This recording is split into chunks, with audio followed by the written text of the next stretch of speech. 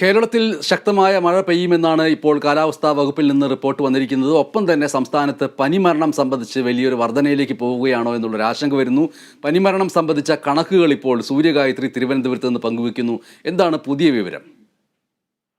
പനി ബാധിച്ചിന്ന് 8 പേരാണ് മരിച്ചത്. സംസ്ഥാനത്ത് 24 മണിക്കൂറിനിടെ 173 പേർക്ക് ഡെങ്കിപ്പനി സ്ഥിരീകരിച്ചിട്ടുണ്ട്. സംസ്ഥാനത്ത് ഇതിനോടകം തന്നെ 12,204 പേർ പനി ബാധിച്ച് ചികിത്സ തേടിയിരിക്കുകയാണ്. തിരുവനന്തപുരത്ത് 4 പേർക്ക് കോളറ സ്ഥിരീകരിച്ചു. രോഗം സ്ഥിരീകരിച്ച 4 പേരും നെയ്യാറ്റിൻകര കെയർ ഹോമിലെ അന്തേവാസികളാണ്. ഇതോടെ രോഗബാധിതരുടെ എണ്ണം 11 ആയിട്ടുണ്ട്. അതേസമയം തന്നെ ഇന്ന് ആരോഗ്യ മന്ത്രി വീണ ജോർജിന്റെ നേതൃത്വത്തിൽ ഒരു ഉന്നതതല യോഗം ചേർന്നിട്ടുണ്ടായിരുന്നു. യോഗത്തിൽ കോളറ ആശങ്ക വേണ്ട എന്ന് യോഗത്തിന് ശേഷം മന്ത്രി പറഞ്ഞു. കോളറ പ്രതിരോധ പ്രവർത്തനങ്ങൾ ഊർജിതമാക്കിയിട്ടുണ്ട്. അതുപോലെ തന്നെ നെയ്യാറ്റിൻകര കെയർ ഹോമിലെ ഇപ്പോഴത്തെ കാര്യങ്ങളൊക്കെ തന്നെ മന്ത്രി പരിശോധിച്ചിട്ടുണ്ട്.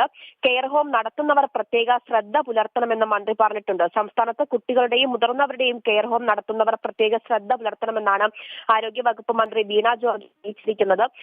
തിരുവനന്തപുരം നെയ്യാറ്റിൻകരയിലെ സ്വകാര്യ കെയർ ഹോമിൽ കോളറ സ്ഥിരീകരിച്ച സാഹചര്യത്തിലാണ് സ്ഥിതിഗതികൾ അവലോകനം ചെയ്തത്. പ്രദേശത്ത് കോളറ പ്രതിരോധ പ്രവർത്തനങ്ങൾ ഊർജിതമായി നടന്നുവരുന്നു എന്ന് മന്ത്രി വ്യക്തമാക്കി.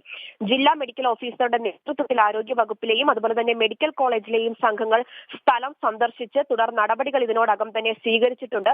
ജില്ലാ റാപ്പിഡ് റെസ്പോൺസ് ടീം യോഗം ചേർന്ന് പ്രതിരോധ പ്രവർത്തനങ്ങളും ഏകോപിപ്പിച്ചിട്ടുണ്ട്.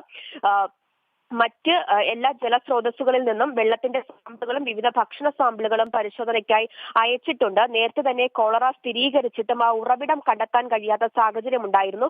ഉറവിടം കണ്ടെത്തുന്നതിന് വേണ്ടിയിട്ടുള്ള ഊർജിത ശ്രമമാണ് ആരോഗ്യ വകുപ്പിന്റെ നേതൃത്വത്തിൽ ഇപ്പോൾ നടക്കുന്നത്. എന്തായാലും സ്ഥാപനത്തിന്റെ തന്നെ സ്കൂളിലെ കുട്ടികളുടെയും ജീവനക്കാരുടെയും പട്ടിക തയ്യാറാക്കി നിരീക്ഷിച്ച് വരികയാണ്.